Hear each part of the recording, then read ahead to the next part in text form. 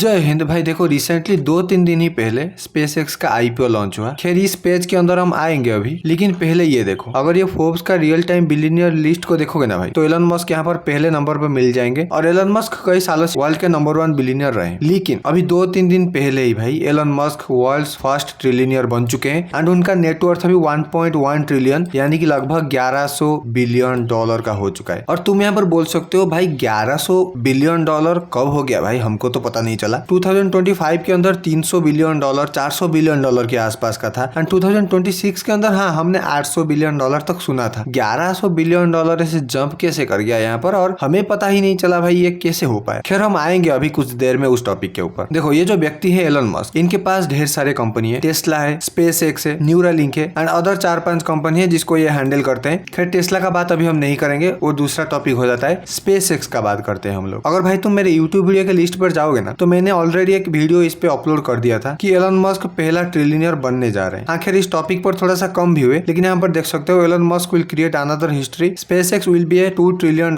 Company soon. And इसमें जो Elon Musk साहब का 40% शेयर है, इसको अगर ऐड करे तो एलन मस्क पहला ट्रिलियनियर बन जाएंगे, जो कि हुआ भी। यहाँ पर ये वीडियो को जाकर देख सकते हो, 2 हफ्ते पहले ही मैंने अपलोड किया था। लेकिन कई लोग सोचते हैं कि टेस्ला एलन मस्क को सबसे ज्यादा रिजल्ट दिया है, कई लोग सोचते हैं न्यूरालिंक एलन मस्क को ज्यादा रिजल्ट दिया है। इन्होंने एलन मस्क के पोर्टफोलियो पर ऐड किया है, ऐसा कोई क्वेश्चन मार्क नहीं है कि इन्होंने कंट्रीब्यूशन नहीं किया है। लेकिन स्पेसएक्स सबसे ज्यादा कंट्रीब्यूशन अभी किया है एलन मस्क के नेटवर्थ को $1 ट्रिलियन करने में। एंड पूरी दुनिया में अगर तुम देखोगे ना भाई, 70% देश लगभग एलन मस्क से गरीब है। हाँ, एक इंसान से 70% देश गरीब है, इतना बड़ा नंबर हो जाता है if you want to compare this number. And ये स्पेसएक्स करता क्या है भाई, अगर नहीं पता है तो बता दूं भाई। स्पेसएक्स एक कंपनी है एलन मस्क साहब का, जो कि सैटेलाइट वगैरह लॉन्च करती है, रॉकेट वगैरह अंतरिक्ष में भेजती है। एंड इसको गवर्नमेंट बहुत सारे कॉन्ट्रैक्ट वगैरह देते हैं, और डिफरेंट कंट्री भी स्पेसएक्स को कॉन्ट्रैक्ट देती है कि हमारा सैटेलाइट को तुम लॉन्च कर दो। एंड स्पेसएक्स का सबसे बड़ा काम अभी कुछ सालों के अंदर ये है कि मार्स के अंदर कॉलोनी बैठाया जाए, जिसके लिए जो भी सामान होगा स्पेसएक्स लेकर मार्स को ही जाएगा। मैं तुमको एक सवाल पूछता हूँ, और इसी सवाल से तुम्हें पता चल जाएगा कि भाई साहब ये जो स्पेसएक्स कंपनी है, ये कितना इंपॉर्टेंट हो जाता है पूरी दुनिया के लिए या यूएस के लिए। अगर मान लो अगर कोई भी premium car company, let suppose Lamborghini या BMW, आज के आज ही रातों रात गायब हो जाए, क्या तुम्हें लगता है पूरी दुनिया को कुछ फर्क पड़ेगा? हाँ, कुछ 1% लोगों को फर्क पड़ेगा जो कि कट्टर फैन है, जो कि कार के बिना जिंदा नहीं रह सकते। उनके अलावा दुनिया कुछ दिनों के अंदर एडजस्ट कर लेगा। लेकिन मान लो ये जो स्पेसएक्स कंपनी है, ये आज के आज ही गायब हो जाए और नासा भी गायब हो जाए, यानी कि स्पेस इंडस्ट्री ही खत्म हो जाए, तो क्या होगा पता है? पूरी दुनिया के अंदर जो कम्युनिकेशन हो रहा है ना भाई, सैटेलाइट इंटरनेट हो, फोन कॉल हो या कोई अदर जरिया, सब कुछ बंद हो जाएगा। मिलिट्री सैटेलाइट काम करना बंद कर देंगे, कम्युनिकेशन नहीं हो पाएगा, सिक्योरिटी तबाह हो जाएगा। एंड पूरी दुनिया एक लिमिटेड दुनिया की तरह रह जाएगी, जैसे 50 साल 100 साल पहले थे। इतना इंपॉर्टेंट हो जाता है ये कंपनी सब, स्पेसएक्स हो, चाहे हमारा इसरो हो या नासा हो या कोई भी अदर स्पेस कंपनी पूरी दुनिया का। और स्पेसएक्स इसमें एक बहुत बड़ा रोल निभाता है, सस्ते में और यूजेबल रॉकेट के जरिए अंतरिक्ष में सैटेलाइट वगैरह भेजने का काम करता है। एंड इसीलिए इन्वेस्टर इसमें दबा के पैसे डाल रहे हैं भाई साहब। और जो इन्वेस्टर्स है ये एलन मस्क के ऊपर इतना ज्यादा भरोसा करते हैं कि भाई पैसे जो है एलन मस्क के ऊपर लगवाया जा रहा है कि ये इंसान जहां भी जाएगा उसी इंडस्ट्री को बदल कर रख देगा, तो इसके ऊपर पैसा लगाओ, हमारा पैसा बनेगा। इसके वजह से ये बंदा जहां भी घुसता है, जिस भी इंडस्ट्री में हाथ रखता है, वहां पर इन्वेस्टर इसको पैसा दे देते हैं। एंड यहाँ पर अगर इंडिया का बिलियनियर लिस्ट को देखोगे तो मुकेश अंबानी पहले नंबर पर होते हैं लगभग $88 बिलियन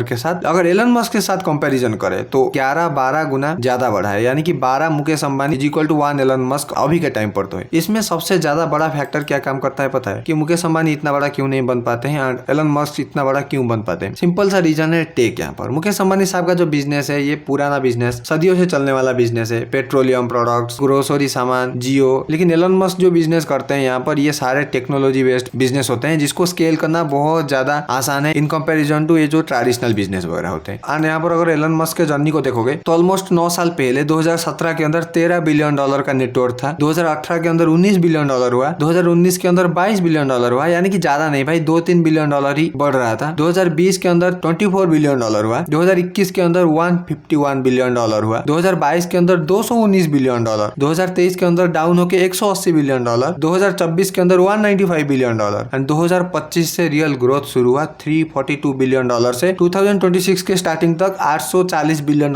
के आसपास आया है एंड अभी $1100 बिलियन तक पहुंच चुका है। एंड अगर स्पेसएक्स का यहाँ पर IND मनी में शेयर को देखो है ना, तो ये जब लॉन्च हुआ था 12 जून को, यहाँ पर देख सकते हो $151 के आसपास का लॉन्च हुआ था। रियल टाइम अगर इसका वैल्यू को चेंज होते हुए देखोगे तो धीरे धीरे बढ़ा और कुछ टाइम गिरा, ऐसे ऐसे करते करते यहाँ पर टॉप में आ गया $175 बिलियन का एक शेयर। आज के दिन में $161 का एक शेयर का प्राइस है स्पेसएक्स का। कुछ लोगों को ये दिमाग में आ रहा होगा कि ये तो डाउन ही हो रहा है, इसमें इन्वेस्ट ना किया जाए। खैर, इन्वेस्ट करना ना करना तुम्हारा मर्जी है, लेकिन ये जो शेयर है ये आने वाले टाइम पर बहुत ऊपर जाने वाला है। 2-3 दिन का तो इन्वेस्टमेंट कोई करता है नहीं, एक लॉन्ग टर्म इन्वेस्टमेंट किया जाता है। ये कंपनी अचानक रिजल्ट तो देते है नहीं ना, तो आने वाले 5 साल 10 साल के अंदर ये बहुत बड़ा मैसिव रिजल्ट दिखाने वाले हैं। और आने वाले 3-4 साल जो है ये यूएस का स्टॉक मार्केट का बूम करने का समय है। टेक्नोलॉजी, एआई वगैरह, इनोवेशन वगैरह, ये सब चीज में तो पैसा लगाना यहाँ पर बुद्धिमानिता है। लेकिन मैं कोई एक स्टॉक एडवाइजर नहीं हूँ कोई भी लिस्टेड स्टॉक एक्सचेंज के द्वारा, तो मेरे बात पे जाकर इन्वेस्टमेंट वगैरह मत करना भाई। तो देखते हैं क्या होता है आने वाले टाइम पर। तो thank you so much for watching this video.